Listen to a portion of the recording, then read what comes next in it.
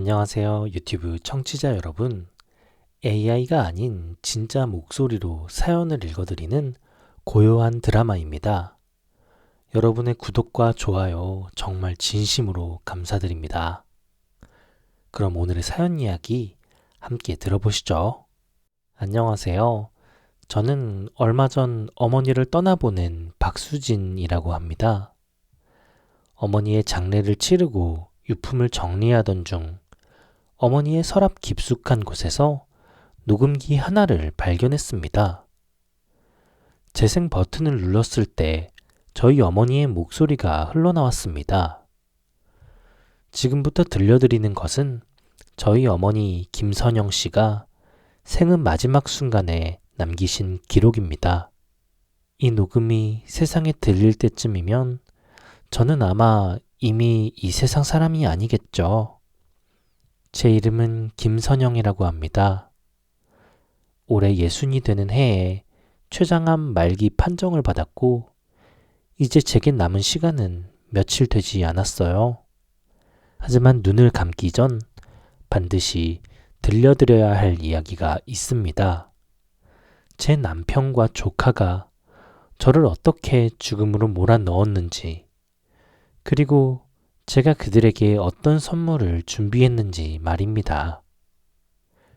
이야기는 지금으로부터 2년 전 가을로 거슬러 올라갑니다. 저는 몇 달째 소화불량과 복통에 시달리고 있었어요. 처음엔 위염이나 담석증으로 생각했습니다. 나이가 들면 의뢰 그런 거 아니겠습니까? 하지만 증상이 계속되어 동네 병원을 찾았고 의사 선생님은 큰 병원에서 정밀검사를 받아보라고 했습니다. 대학병원 소화기 내과에서 CT를 찍고 조직검사를 받았어요. 일주일 뒤 결과 들으러 갔을 때 의사 선생님의 표정이 심상치 않았습니다. 모니터 화면 속 제 췌장에는 회색 덩어리가 자리 잡고 있었고 주변 림프절까지 번져 있었습니다. 의사 선생님은 조심스럽게 입을 여셨어요. 췌장암 4기라고 했습니다. 수술은 불가능하고 항암 치료를 해도 6개월에서 1년 정도밖에 시간이 없다고 했습니다. 저는 그 말을 듣는 순간 귀가 멍해졌습니다. 제가 죽는다고요? 아직 환갑도 안 됐는데요. 진료실을 나와 복도 벤치에 앉았을 때 남편 민석 씨가 뛰어왔습니다. 당시 61살이었던 남편은 중견기업 이사로 재직 중이었고 은퇴를 1년쯤 앞두고 있었습니다. 저는 떨리는 목소리로 진단 결과를 전했어요. 남편은 그 자리에서 주저앉았습니다. 남편은 제 손을 꼭 잡고 흐느꼈습니다. 병원 복도를 지나가는 사람들이 안타까운 눈빛으로 저희를 바라봤어요. 저는 오히려 남편이 불쌍했습니다. 30살에 결혼해서 30년을 함께 산 아내가 갑자기 죽는다는 얘기를 들었으니 얼마나 충격이겠습니까? 저는 눈물을 훔치며 남편을 일으켰어요. 괜찮다고, 우리 남은 시간 잘 보내자고 말했습니다. 그날부터 제 인생은 병원과 집을 오가는 것으로 채워졌습니다. 일주일 뒤 항암 치료를 위해 입원했어요. 항암제가 몸속으로 들어갈 때마다 구역질이 밀려왔고 머리카락도 빠지기 시작했습니다. 거울을 볼 때마다 제가 아닌 것 같았어요. 남편은 겉으로는 헌신적이었습니다. 병원에 갈 때마다 차를 태워주고 식사를 챙겨주고 약 먹을 시간이 되면 알람을 맞춰뒀습니다. 저는 남편에게 미안했습니다. 평생 뒷바라지만 해온 아내가 이제는 짐이 되어버렸으니까요. 첫 항암 치료를 받고 퇴원한 지 며칠 뒤였어요. 그날 밤 저는 극심한 복통에 잠에서 깼습니다. 항암제 부작용이었습니다. 시계를 보니 밤 12시가 넘어 있었어요.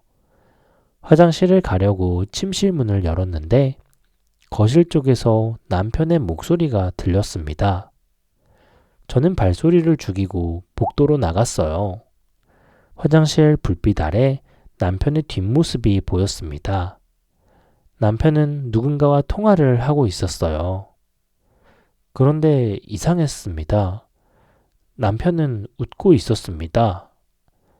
아내가 시한부 선고를 받고 매일 밤 통증에 신음하는 집에서 한밤중에 혼자 낄낄대고 있었습니다. 저는 숨을 죽이고 귀를 기울였어요. 남편의 목소리가 낮게 들려왔습니다. 병원에서 제 손을 잡고 울던 그 사람의 목소리가 맞나 싶을 정도로 가볍고 경쾌했습니다. 그리고 다음 순간 저는 제 귀를 의심했습니다. 지민아, 걱정 마. 의사가 1년도 못 버틸 거래. 지민이? 제 조카 지민이를 말하는 건가요? 저는 심장이 멎는 것 같았습니다. 강남 아파트, 이제 우리 거야. 보험금 3억도 곧 들어오고. 남편의 목소리는 달콤했습니다. 저는 그런 목소리를 들어본 적이 없었습니다. 결혼 30년 동안 단 한 번도 남편이 저에게 그런 목소리를 낸 적은 없었어요. 아이고, 우리 자기, 조금만 참아. 이모 곧 갈 것 같으니까. 저는 그 자리에서 선 채로 온몸이 얼어붙었습니다. 남편이 조카를 자기라고 부른다고요? 남편과 제 조카가 무슨 관계라는 걸까요? 통화가 끝나고 남편이 화장실에서 나오려는 기척이 들렸습니다. 저는 황급히 침실로 돌아가 이불을 뒤집었었어요. 심장이 터질 것처럼 뛰었습니다. 남편은 침실 문을 살짝 열어 제가 자는지 확인한 뒤 조용히 문을 닫았습니다. 그날 밤 저는 한숨도 자지 못했어요. 머릿속이 새하였습니다. 지민이는 제 친오빠의 딸이에요. 오빠가 일찍 돌아가신 뒤 제가 친딸처럼 키운 아이입니다. 대학 등록금도 제가 냈고 결혼할 때 예물값에 혼수까지 제가 다 해줬습니다. 그 아이가 지금 제 남편과 불륜을 저지르고 있다고요? 그것도 제가 죽기를 기다리면서요? 다음날 아침 남편은 평소처럼 출근 준비를 했습니다. 저는 아무렇지 않은 척 아침을 차려줬습니다. 남편은 제 어깨를 토닥이며 힘내라고 말했어요. 저는 고개를 끄덕였습니다. 그런데 남편이 현관문을 나서는 순간 제 눈에서 눈물이 주르륵 흘러내렸습니다. 저는 그날부터 남편을 관찰하기 시작했어요. 아니, 관찰이라기보다는 감시였습니다. 그날 이후 저는 남편의 일거수일투족을 지켜봤습니다. 출근 시간, 퇴근 시간, 휴대폰을 보는 빈도, 통화할 때의 표정까지 전부 기억했어요. 그런데 이상하게도 남편은 제 눈앞에서는 완벽했습니다. 헌신적인 남편, 아픈 아내를 위해 밤잠을 설치는 애처가의 모습 그대로였습니다. 항암치료 2차를 받고 일주일쯤 지났을 때 조카 지민이가 집에 찾아왔어요. 당시 34살이던 지민이는 결혼한 지 3년 차였습니다. 남편 현우 씨는 사업을 한다고 했지만 번번이 실패만 하는 사람이었습니다.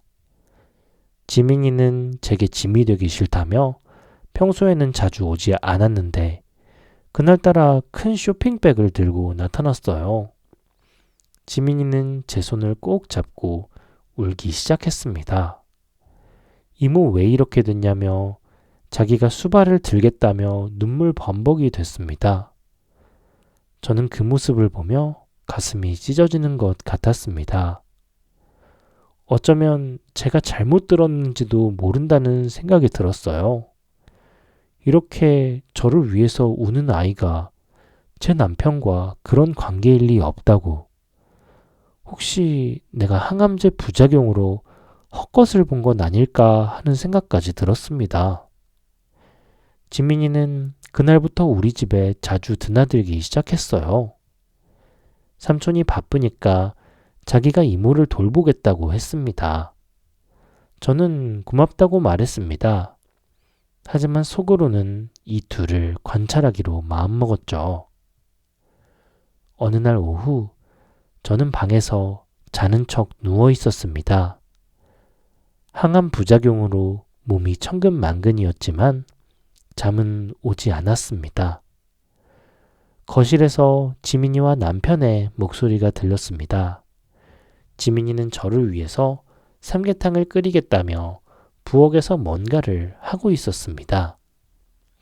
그때 침실문이 살짝 열리는 소리가 났습니다. 저는 눈을 감고 숨을 고르게 쉬었습니다. 지민이가 살금살금 들어오는 기척이 느껴졌어요. 한참을 조용하더니 제 화장대 쪽에서 서랍을 여는 소리가 들렸습니다. 저는 실눈을 살짝 떴어요. 지민이는 제 보석함을 뒤지고 있었습니다. 결혼 20주년 때 남편이 사준 다이아 반지를 꺼내더니 자기 손가락에 끼워보고 있더라고요. 그리고 작게 중얼거렸습니다. 이거 딱 자기 사이즈라고. 이모 가고 나면 자기 거라고 말했습니다. 저는 온몸에 소름이 돋았어요. 지민이는 제 명품 가방도 하나씩 꺼내보더니 거울 앞에 대보고 있었습니다. 작년에 제가 환갑 선물로 산 샤넬 가방이었습니다. 저는 30년 가까이 돈을 모아서 제 환갑 선물로 직접 산 것이 전부였습니다. 지민이는 그걸 어깨에 메고 거울을 보며 희죽희죽 웃었어요. 그러더니 지민이는 주위를 살피기 시작했습니다. 저는 황급히 눈을 감았어요. 지민이가 제 쪽을 보는 기척이 느껴졌거든요. 저는 코를 골거나 자는 사람처럼 숨을 크게 쉬었습니다. 잠깐의 정적이 흐른 뒤 지민이가 뭔가를 하는 소리가 들렸습니다. 가방 지퍼를 여는 소리, 무언가를 쑤셔 넣는 소리였습니다. 저는 다시 실눈을 떴어요. 지민이는 제 샤넬 가방을 자기가 들고 온 큰 쇼핑백 안에 쑤셔 넣고 있었습니다.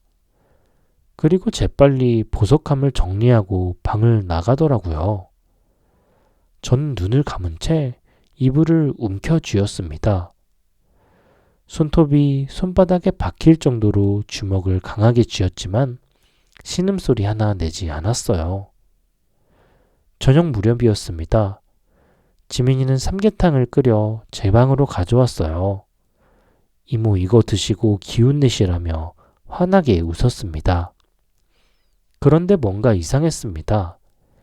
지민이가 녹즙도 함께 가져왔는데 제가 일어나 앉는 동안 지민이가 뒤를 돌아 뭔가를 하는 것 같았습니다. 제 화장대에는 큰 거울이 있거든요. 저는 그 거울을 통해 지민이의 뒷모습을 봤습니다. 지민이는 자기 가디건 주머니에서 작은 봉지를 꺼냈습니다. 하얀 가루가 담긴 지퍼백이었어요. 잠깐 주위를 살피더니 그 가루를 녹즙컵에 털어 넣더라고요. 그리고 막대로 저으며 가루가 녹는지 확인했습니다. 저는 심장이 멎을 것만 같았어요. 하지만 표정을 바꾸지는 않았습니다. 지민이가 돌아서며 환하게 웃더라고요. 이모, 녹즙 먼저 드시고 삼계탕 드세요. 영양가가 높은 거예요. 저는 녹즙을 받아들고 한 모금 마시는 척 했습니다. 입술에만 대고 삼키는 신용을 했어요. 지민이는 만족스러운 표정으로 고개를 끄덕였습니다.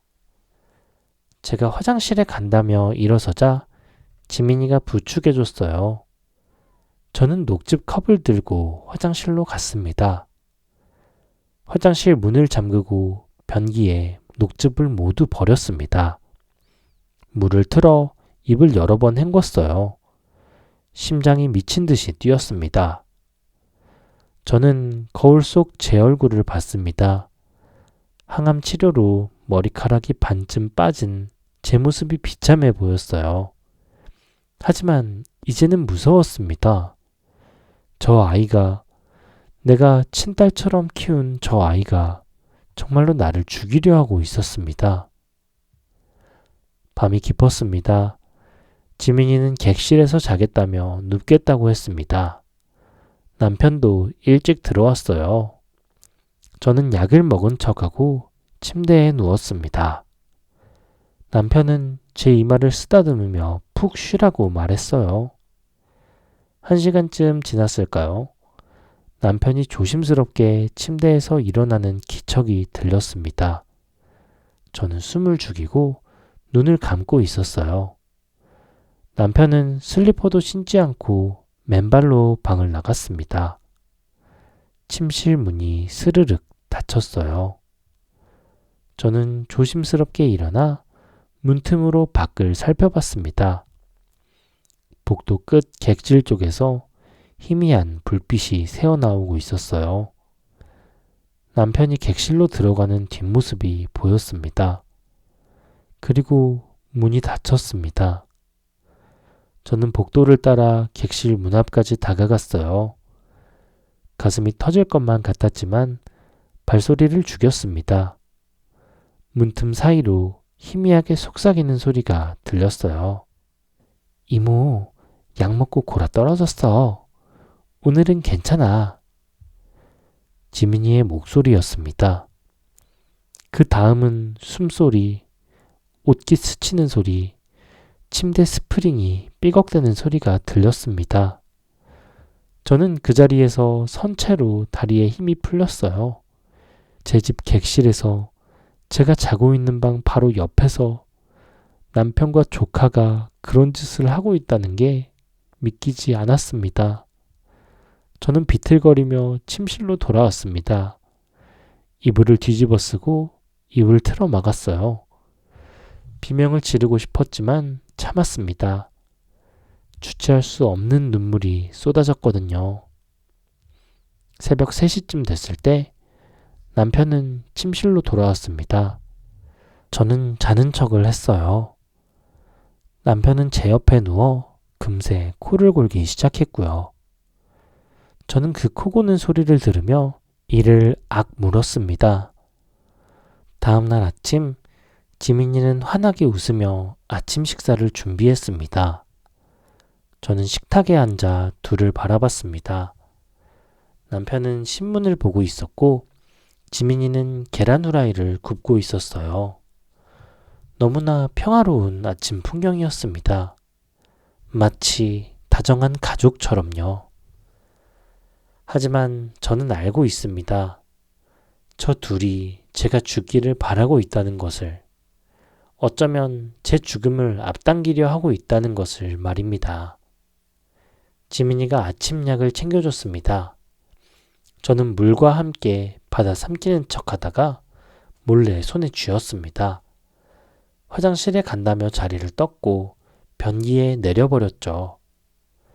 그날부터 저는 지민이가 주는 음식과 약을 절대 먹지 않았습니다. 며칠 뒤 지민이가 집에 가겠다며 짐을 쌌어요. 저는 고맙다고, 덕분에 힘이 난다고 말했습니다. 지민이는 제 손을 꼭 잡고 또 울었어요. 이모 빨리 나으시라고, 자기가 또 올 거라면서 말이에요. 저는 그래라고 대답하며 지민이의 눈을 똑바로 봤습니다. 지민이는 큰 쇼핑백을 들고 나갔습니다. 그 안에 제 샤넬 가방이 들어있다는 걸 저만 알고 있었어요. 그날 밤 남편이 샤워를 하는 동안 저는 남편의 휴대폰을 열어야겠다고 생각했습니다. 비밀번호를 몰랐었죠. 예전에는 제 생일이었는데 언제부턴가 바뀌었습니다. 저는 혹시나 하는 마음에 지민이 생일을 눌러봤어요. 0924. 잠금이 풀리더군요. 저는 그 순간 온몸이 얼어붙었습니다. 남편의 휴대폰 비밀번호가 조카 생일이라니요. 저는 손이 떨렸지만 카카오톡 채팅을 열었습니다. 지민이와의 대화방이 맨 위에 있었어요. 저는 스크롤을 올렸습니다. 그리고 제 눈을 의심했어요. 둘은 2년 전부터 연락을 주고받았더라고요. 처음엔 단순한 무난 인사였지만 점점 노골적으로 변했습니다. 제가 암 진단을 받은 날 둘은 축하한다는 메시지를 주고받았더라고요. 지민이는 이제 곧 강남 아파트가 자기 거라고 했고 남편은 보험금 받으면 둘이 제주도에 집 사서 살자고 했습니다. 저는 휴대폰을 내려놓고 침대에 주저앉았어요. 온몸이 부들부들 떨렸습니다. 분노인지 슬픔인지 알 수 없는 감정이 치밀어 올랐습니다. 저는 떨리는 손으로 휴대폰을 집어들었어요. 제 카메라 플래시가 터지지 않게 조심하며 그 더러운 대화 내용들을 한 장 한 장 찍었습니다. 샤워실에서 물소리가 멈췄습니다. 저는 황급히 휴대폰을 제자리에 놓고 이불 속으로 들어갔습니다. 남편이 욕실에서 나와 옷을 갈아입는 소리가 들렸어요. 그날 밤 저는 결심했습니다. 이대로 죽을 수는 없다고, 저 둘이 제 목숨값으로 행복하게 사는 꼴을 볼 수는 없다고 말입니다. 눈물을 닦으며 창밖을 봤어요. 새벽이 밝아오고 있었습니다. 저는 이제 살아야 할 이유를 찾았습니다. 아니, 죽기 전에 반드시 해야 할 일을 찾았습니다. 저는 그날 이후로 완전히 다른 사람이 됐습니다.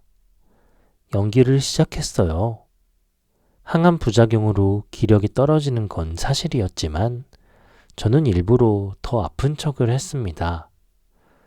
걷다가 비틀거리기도 하고 밥을 먹다가 숟가락을 떨어뜨리기도 했습니다. 어느 날 저녁 남편이 퇴근해서 들어왔을 때 저는 거실 소파에 앉아 멍하니 창밖을 보고 있었습니다. 남편이 괜찮냐고 물었어요. 저는 고개를 천천히 돌리며 말했습니다.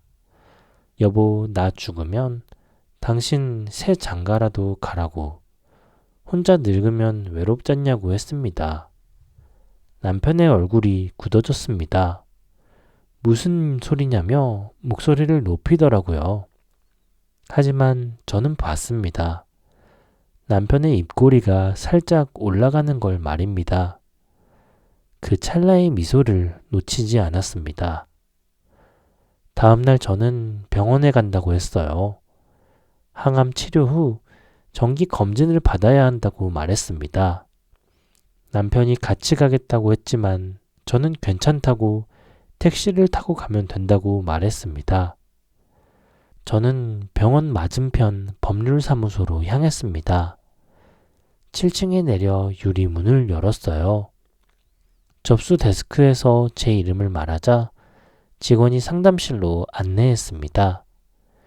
김미나 변호사가 일어나 저를 맞이했습니다. 42살쯤 돼 보이는 그분은 단정한 정장 차림이었고 날카로우면서도 따뜻한 눈빛을 가지고 계셨어요. 저는 자리에 앉으며 감사하다고 말했습니다. 몇 년 전 제 아들 준서가 학교폭력 피해를 당했을 때 강 변호사가 무료로 도와줬던 일이 있었거든요. 그때 명함을 받아뒀는데 이렇게 다시 찾아올 줄은 몰랐습니다. 저는 가방에서 녹음기를 꺼냈어요. 그리고 남편과 지민이의 통화 내용, 둘이 방에서 나눈 대화, 카카오톡 캡처 사진들을 보여줬습니다. 강 변호사는 사진을 보더니 표정이 굳었어요. 녹음을 다 듣고 난 뒤 강 변호사는 이어폰을 거칠게 뺐습니다. 짐승만도 못한 사람들이라고 중얼거리면서요. 평소 냉철하시던 변호사님의 눈시울이 붉어져 있었습니다. 선영씨 저만 믿으라고 이 사람들 사회에서 매장시켜드리겠다고 말했습니다. 하지만 강 변호사는 현실적인 이야기도 했어요. 지금 당장 이혼 소송을 하면 재산 분할 과정에서 제가 사망할 수도 있다고 했습니다. 그러면 소송이 중단되고 법정 상속으로 넘어가면 결국 배우자인 남편이 절반을 가져간다고 했습니다. 저는 아들 준서가 26이고 딸 수진이가 23이라고 말했습니다. 강 변호사는 그런 방법이 있다고 말했어요. 이혼이 아니라 상속 설계를 다시 해야 한다고 했습니다. 강 변호사가 설명했어요. 지금 제 명의로 된 강남 아파트는 시세가 25억쯤 된다고 했습니다. 하지만 제가 만약 그 아파트를 담보로 최대한 대출을 받아버리면 어떻게 되냐고 물었어요. 아파트 담보대출은 본인 명의면 배우자 동의 없이도 가능하다고 했습니다. 은행에서 감정가의 70%까지 대출해준다면 대략 17억에서 18억 정도 나온다고 했어요. 그 돈을 자녀들 명의 신탁으로 돌려버리면 남편한테는 껍데기 아파트와 막대한 빚만 남는다고 했습니다. 저는 그 말을 듣는 순간 소름이 돋았어요. 남편은 아파트를 상속받았다고 좋아하다가 등기부 등본을 떼는 순간 18억 빚더미가 올라와 있다는 걸 알게 될 겁니다. 일주일 뒤 저는 은행 VIP 상담실에 앉아 있었습니다. 남편한테는 병원 정밀검사 때문에 오래 걸린다고 문자를 보내놓고요. 은행 직원은 서류를 펼쳐놓고 설명했습니다. 아파트 감정가가 24억 8천만 원으로 나왔고 최대 대출 가능 금액은 17억 3천만 원이라고 말했습니다. 은행 직원이 금액이 크니 신중히 생각하시라고 했습니다. 저는 괜찮다고 자식들한테 물려줄 거라고 설명했어요. 서류를 하나하나 읽어봤습니다. 대출 계약서, 근저당 설정 동의서, 담보 제공 확인서까지 전부 확인했습니다. 그리고 볼펜을 들었습니다. 손이 떨렸어요. 하지만 멈추지 않았습니다. 제 이름을 또박또박 적고 도장을 찍었습니다. 박민석, 지민아, 너희가 받을 건 껍데기 아파트와 30년 묵은 빚더미 뿐일 거야. 이렇게 속으로 중얼거렸습니다. 대출금은 3일 뒤 제 계좌로 입금됐어요. 저는 그 돈을 즉시 강 변호사가 준비한 신탁 계좌로 이체했습니다. 수령이는 제 아들 준서와 딸 수진, 그리고 신탁 관리인은 강민아 변호사로 지정했어요. 자녀들이 만 30세가 되기 전까지는 인출할 수 없고 그 전까진 강 변호사가 생활비를 관리하도록 설계했습니다. 보험 수익자도 바꿔야 했습니다. 문제는 지민이가 제 담당 설계사였다는 점이었어요. 설계사를 통하면 지민이한테 알림이 갈 수도 있었습니다. 저는 새벽 2시에 일어나 보험사 앱에 접속했어요. 수익자 변경은 본인 인증만 하면 1분도 안 걸렸습니다. 수익자 남편 박민석을 지우고 자녀 박준서, 박수진을 입력했습니다. 확인 버튼을 누르는 순간 손끝이 짜릿했어요. 모든 게 끝났습니다. 이제 남편과 지민이한테 남은 건 아무것도 없었어요. 저는 다음날 오후 집으로 돌아왔습니다. 현관문을 열고 들어서는데 거실에서 남편과 지민이의 웃음소리가 들렸어요. 둘은 식탁에 앉아 뭔가를 보고 있었습니다. 제주도 전원주택 분양 팜플렛이었죠. 지민이가 저를 보더니 환하게 웃으며 말했습니다. 이모, 여기 예쁘지 않냐고. 나중에 다 같이 가면 좋겠다고 말했습니다. 남편도 고개를 끄덕이며 바다 앞 집이 좋다고 말했어요.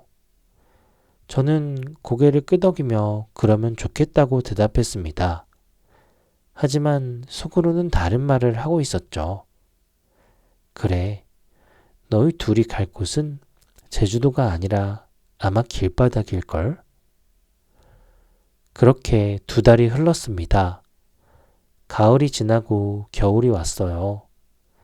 저는 이제 연기가 아니라 정말로 걷기 힘들어졌습니다. 항암 치료를 6번째 받았을 때쯤 제 몸무게는 15kg이나 빠져 있었습니다. 거울을 볼 때마다 해골 같은 제 모습이 보였어요. 하지만 정신만큼은 또렷했습니다. 아니, 오히려 더 예리했습니다. 죽음이 가까워질수록 제 계획이 더 선명해졌으니까요. 어느 날 밤이었습니다. 저는 병실 침대에 누워 있었죠. 남편은 복도에서 누군가와 통화를 하고 있더라고요. 병원 문이 반쯤 열려 있어서 목소리가 다 들렸습니다. 남편이 짜증 섞인 목소리로 말하더라고요. 1인실 하루 비용이 얼마인 줄 아냐고. 어차피 곧 죽을 사람인데 다인실로 옮기자고 말했습니다. 상대방은 지민이었던 것 같았어요. 지민이가 뭐라고 대답했는지는 들리지 않았지만 남편이 고개를 끄덕이며 그래, 네 말이 맞다라고 했습니다. 조금만 참으면 된다고, 호스피스 싼 데로 알아보자고 말하면서요. 저는 그 말을 듣고 이불을 움켜쥐었어요. 제 병원비가 아까워서 견딜 수 없다는 거였습니다. 하루라도 빨리 죽여서 돈을 아껴야 한다는 뜻이었죠. 다음 날 남편이 병실로 들어와 말했습니다. 여보, 미안한데 병실을 옮겨야 할 것 같다면서요. 회사 사정이 안 좋아서 병원비 부담이 크다고 했습니다. 저는 고개를 끄덕였습니다. 괜찮다고, 남편 힘들게 하기 싫다고 말했어요. 남편은 안쓰러운 표정을 지었습니다. 하지만 저는 그 표정 뒤에 숨은 안도감을 봤습니다. 제가 순순히 받아들여서 다행이라는 표정이었죠. 병실을 4인실로 옮긴 날 지민이가 병문안을 왔어요. 지민이는 제 손을 잡고 울었습니다. 이모 너무 힘들어 보인다며 자기가 뭐라도 해주고 싶다며 눈물을 흘렸습니다. 그런데 지민이가 화장실을 간다며 자리를 비운 사이 저는 지민이의 가방에서 휴대폰이 울리는 걸 봐버렸어요. 화면엔 남편 이름이 떠 있었습니다. 문자 알림이었습니다. 저는 고개를 돌려 그 문자를 봤어요. 삼촌이 지민이한테 보낸 문자였습니다. 이모 상태 어때? 이번 달 안에 끝날 것 같아? 장례식장 예약금이 생각보다 비싸던데 빨리 좀 되면 좋겠다라는 내용이었습니다. 저는 눈을 감았어요. 숨이 막혔죠. 하지만 소리내어 울지는 않았습니다. 지민이가 화장실에서 돌아올 때까지 저는 자는 척 했어요. 일주일쯤 지날 때였습니다. 남편과 지민이 둘 다 외출한 날이었어요. 남편은 회사 일이 있다고 했고 지민이는 남편 현우한테 급한 일이 생겼다며 먼저 갔습니다. 저는 병실에 혼자 남았어요. 저는 침대에서 일어났습니다. 몸이 떨렸지만 일어섰어요. 사물함에서 제 스마트폰을 꺼냈습니다. 강 변호사님이 알려주신 대로 이제 유언 영상을 녹화해야만 했습니다. 빛이 잘 스며드는 병실 창가에 앉았습니다. 스마트폰을 창가에 고정하고 녹화 버튼을 눌렀죠. 저는 카메라를 똑바로 바라봤습니다. 항암 치료로 머리카락이 다 빠진 저의 모습이 화면에 비쳤어요. 저는 저의 가장 초라한 모습을 보여주고 싶었습니다. 제가 얼마나 고통스럽게 죽어가고 있는지 그 모습 그대로를 남기고 싶었어요. 저는 천천히 입을 열었습니다. 여보, 지민아 라고 시작하면서요. 이 영상이 세상에 공개될 때쯤 나는 이미 없을 거라고 말했습니다. 하지만 내가 어떻게 죽었는지, 누가 나를 죽음으로 몰아넣었는지 세상이 알아야 한다고 말했습니다. 저는 남편과 조카 지민이의 불륜, 제 녹즙에 독을 탄 일, 제가 죽기를 기다리며 재산을 나눠 갖기로 약속한 일, 모든 것을 차분하게 말했습니다. 그리고 제 재산이 어떻게 처리됐는지도 밝혔어요. 강남 아파트엔 17억 빚이 올라가 있고 보험금은 자녀들한테 간다고 말했습니다. 마지막으로 저는 카메라를 응시하며 말했습니다. 여보, 지민아, 지옥은 죽어서 가는 게 아니라고, 살아서 겪는 게 지옥이라고, 오래오래 건강하게 살면서 그 지옥을 한번 만끽해보라고 말했습니다. 녹화를 마치고 저는 영상 파일을 강 변호사님께 전송했습니다. 그리고 침대에 다시 누웠어요. 온몸에 힘이 하나도 없었습니다. 며칠 뒤 남편이 병실에 와서 전화통화를 했습니다. 저는 자는 척하며 귀를 기울였어요. 남편은 장례식장 담당자와 통화하고 있었죠. 남편이 말하더군요. 장례식장 음식은 제일 싼 걸로 해달라고, 3일장으로 하되 최대한 간소하게 치르고 싶다고 말했습니다. 담당자가 뭐라고 했는지 남편이 짜증을 냈습니다. 왜 이렇게 비싸냐고, 다른 데는 더 싸게 해준다며 말이죠. 저는 눈을 감은 채 그 말을 들었습니다. 눈물 한 방울이 제 뺨을 타고 흘러내렸습니다. 30년을 함께 산 아내의 장례식을 돈 아깝다고 최대한 싸게 치르려는 남자였습니다. 저는 속으로 중얼거렸어요. 내 장례식은 당신 뜻대로 되지 않을 거라고, 절대로 조용히 끝나지 않을 거라고 말했습니다. 통화를 마친 남편이 제 침대 옆으로 왔습니다. 저는 자는 척을 했습니다. 남편이 제 이마를 쓰다듬더군요. 그 손길이 너무나 역겨웠지만 저는 참았습니다. 남편이 작게 중얼거렸어요. 조금만 더 버텨달라고, 힘들지 않냐고 물으면서요. 하지만 그 목소리엔 진심이 없었습니다. 형식적인 위로였을 뿐이었죠. 저는 그날 밤 강 변호사님께 문자를 보냈습니다.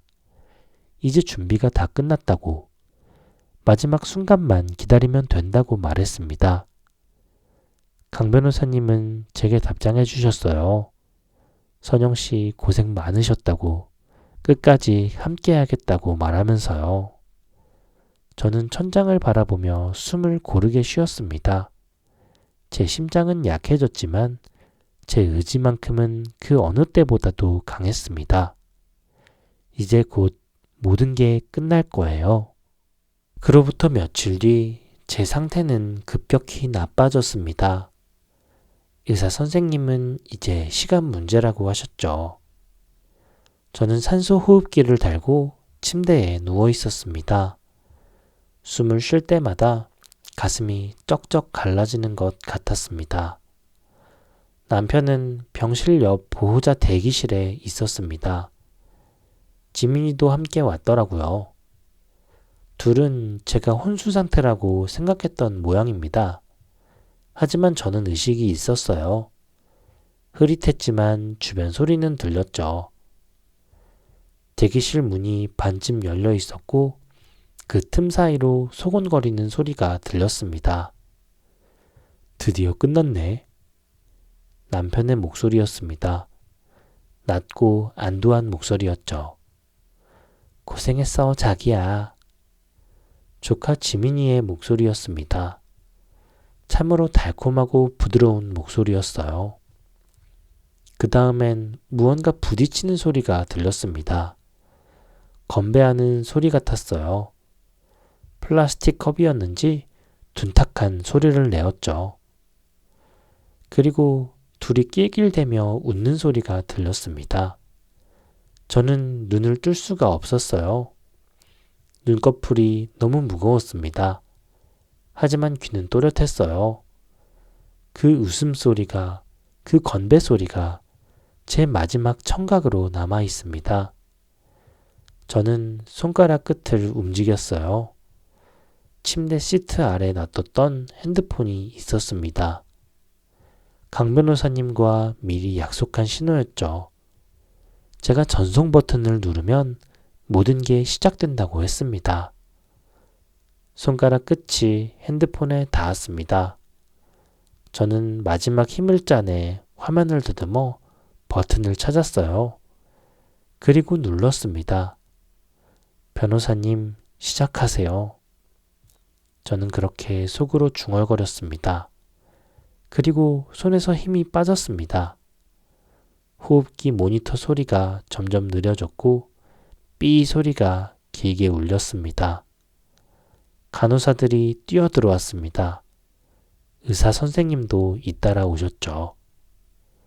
심폐소생술을 하는 소리가 들렸습니다. 하지만 저는 이미 멀어지고 있었습니다. 여기까지가 어머니가 남기신 녹음의 끝이었습니다. 저는 녹음기를 멈추고 한참을 멍하니 앉아 있었습니다. 눈물이 멈추지 않았어요. 저희 어머니는 마지막 순간까지 홀로 싸우셨습니다. 그리고 우리 남매를 지키기 위해 모든 걸 준비하셨죠. 그로부터 사흘 뒤 어머니의 장례식장이 열렸습니다. 그날 장례식장에서 무슨 일이 벌어졌는지 지금부터 제가 직접 목격한 이야기를 들려드릴게요. 장례식장은 서울 외곽의 허름한 곳이었습니다. 아버지가 가장 싼 상조 상품을 골랐다고 했어요. 빈소에 들어서자마자 저는 눈살이 찌푸려졌습니다. 육개장 국물엔 고기는 보이지 않고 파만 둥둥 떠다녔고 떡은 말라서 갈라져 있더군요. 조문객들은 수근거렸습니다.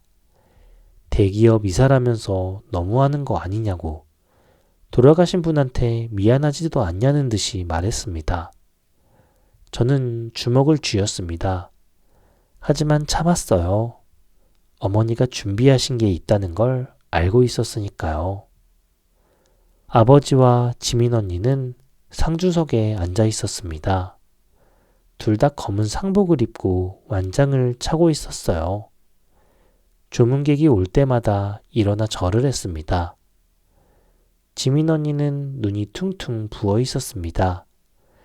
아버지는 눈물을 닦으며 고개를 숙였어요. 저는 그 모습을 보며 속이 뒤틀렸습니다. 겉으로는 슬픈 척, 속으로는 축배를 들었던 사람들이었습니다.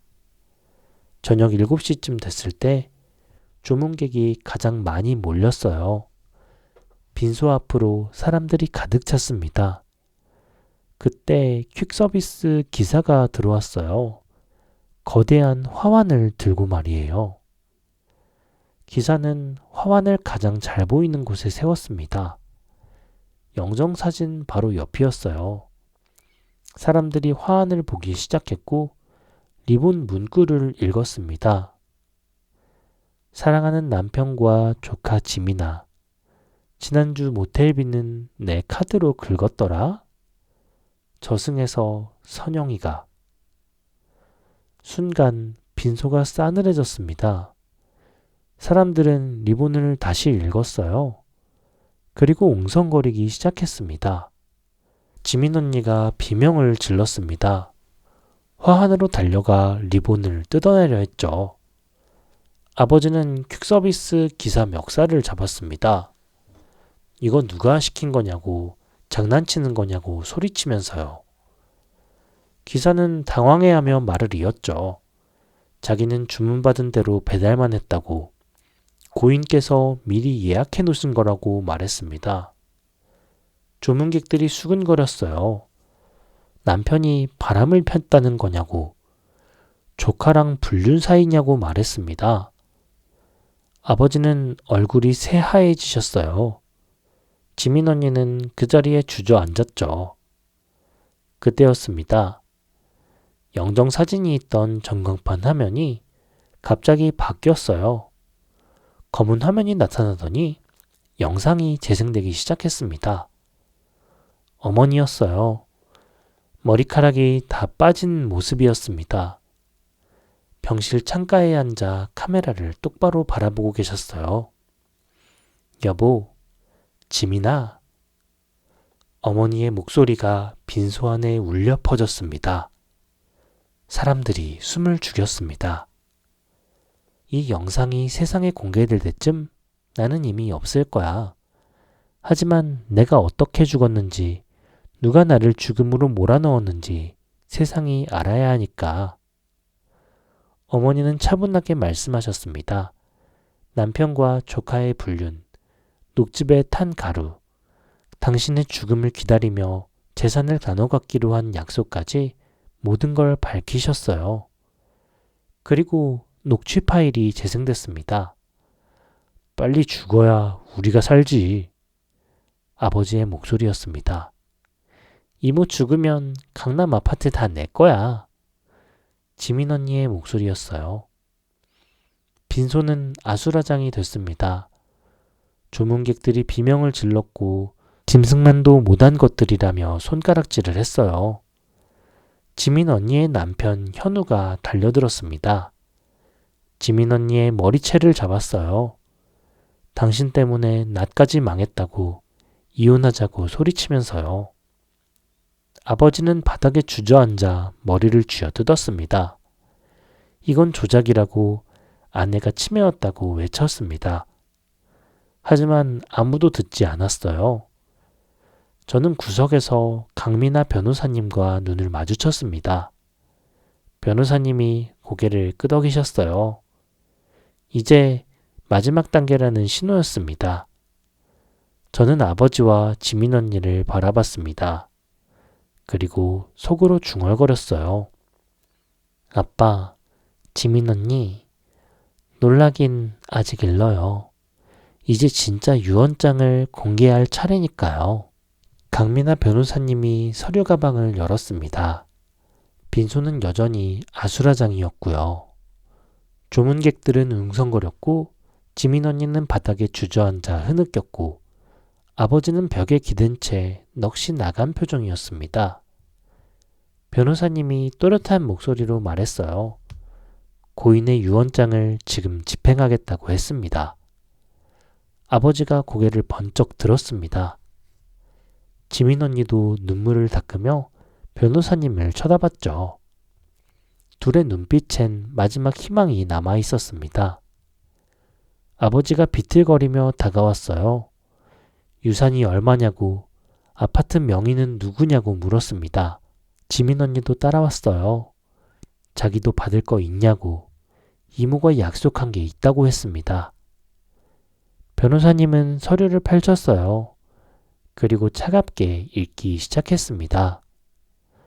고인 김선영 씨의 명의의 강남 아파트는 사망 3개월 전 담보대출 17억 3천만 원이 설정돼 있다고 설명했어요. 감정가 대비 잔존가치는 사실상 없으며 상속인은 아파트가 아니라 빚을 물려받게 된다고 했습니다. 아버지의 얼굴이 새하얘졌습니다. 17억 빚이라고, 그게 무슨 소리냐고 소리쳤습니다. 변호사님은 계속 읽으셨어요. 사망보험금 3억 원의 수익자는 사망 2개월 전 자녀 박준서, 박수진으로 변경되었다고 했습니다. 배우자인 박민석 씨가 받을 몫은 법적으로 존재하지 않는다고 설명하면서요. 아버지는 비명을 질렀습니다. 이럴 수가 없다고, 본인이 배우자인데 어떻게 한 푼도 못 받냐고 소리쳤습니다. 변호사님은 냉정하게 대답하셨어요. 피보험자 본인이 직접 수익자를 변경한 경우 배우자 동의는 필요 없다고. 모든 절차가 합법적이라고 말했습니다. 아버지는 그 자리에서 뒷목을 잡고 쓰러지셨어요. 조문객 몇 명이 급히 부축했습니다. 지민 언니는 울부짖었어요. 이럴 수가 없다고. 이모가 자기한테 약속했다고 소리쳤습니다. 변호사님이 지민 언니를 쳐다봤어요. 그리고 말했습니다. 박지민 씨는 고인과 법적 관계가 조카이므로 유류분 청구권이 없다고. 게다가 고인의 귀중품을 무단으로 가져간 절도 혐의로 고소 예정이라고 했습니다. 장례식장은 그렇게 끝냈습니다. 조문객들은 혀를 차며 빠져나갔습니다. 저와 오빠 준서만 남았어요. 오빠는 제 어깨를 감싸 안았습니다. 둘 다 울지 않았어요. 어머니가 저희를 지켜주셨다는 걸 알았기 때문입니다. 그로부터 1년이 흘렀습니다. 계절이 한 바퀴 돌아 다시 가을이 왔어요. 저와 오빠는 납골 땅을 찾았습니다. 어머니의 유골함이 있는 곳이었습니다. 국화꽃 한 다발을 들고 왔어요. 어머니의 함 앞에 꽃을 내려놓았죠.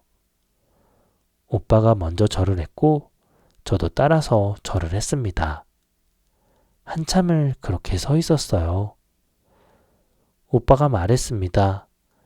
아버지 소식 들었냐고 물었어요. 저는 고개를 끄덕였습니다. 아버지는 회사에서 해고당하고 빚 때문에 신용불량자가 됐다고 들었습니다. 지금은 찜질방을 전전하며 사신다고 했어요.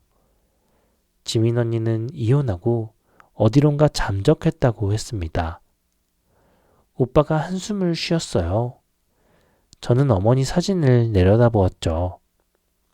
사진 속 어머니는 환하게 웃고 계셨습니다. 아프기 전의 모습이었어요. 어머니가 녹음해서 말씀하신 게 떠올랐습니다. 지옥은 죽어서 가는 게 아니라 산채로 겪고 가는 거라고 하셨죠. 정말 그랬습니다. 아버지와 지민 언니는 지금 지옥을 살고 있을 거예요. 오빠가 말했습니다.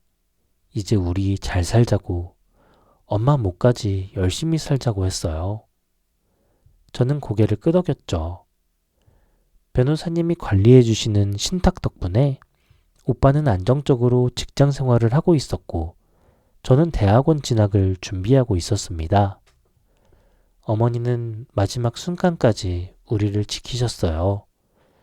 당신의 고통을 혼자 삼키시고 배신자들에게 정의를 실현하시고 우리에게는 미래를 선물하셨습니다. 저는 어머니 사진에 손을 댔어요. 차가운 유리가 손끝에 닿았습니다. 그런데 이상했어요.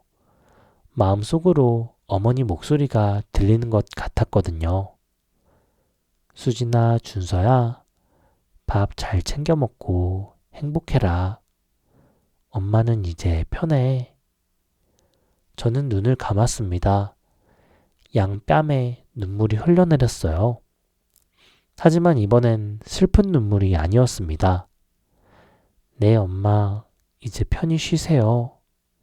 저는 작게 중얼거렸습니다. 안녕. 납골당을 나서며 저는 하늘을 올려다봤습니다. 가을 하늘이 높고 맑았습니다. 바람이 불어왔습니다. 따뜻한 바람이었습니다. 이 사연을 듣고 계신 분들께 마지막으로 말씀드리고 싶어요. 가족이라는 이름으로 누군가를 함부로 대하는 사람들이 있습니다. 누군가는 짐승만도 못한 사람들이죠. 사랑한다는 말로 배신하는 사람들이 있어요. 하지만 진실은 언젠가 드러나고 정의는 반드시 실현된다는 것. 저희 어머니가 남겨주신 교훈이었어요. 제 어머니처럼 끝까지 포기하지 마세요. 당신이 지키고 싶은 것을 위해 싸우세요. 그리고 기억하세요. 진짜 지옥은 죽어서 가는 게 아니라 양심 없이 사는 사람들이 매일 겪는 것이라는 걸 말입니다. 저의 기나긴 이야기를 들어주셔서 감사합니다.